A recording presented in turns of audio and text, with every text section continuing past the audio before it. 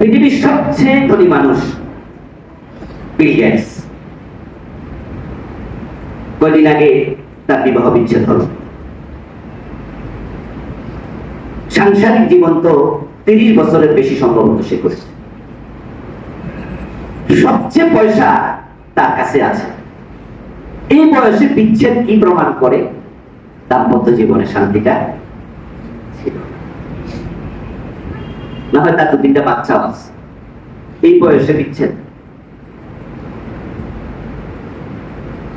কানাডার প্রেসিডেন্ট,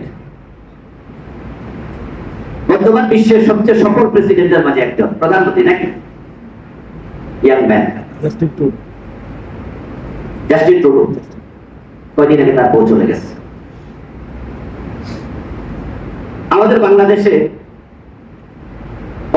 যারা, তাদের মাঝে film star Shakib Khan, just নামটা নিয়েছি বোঝানোর জন্য।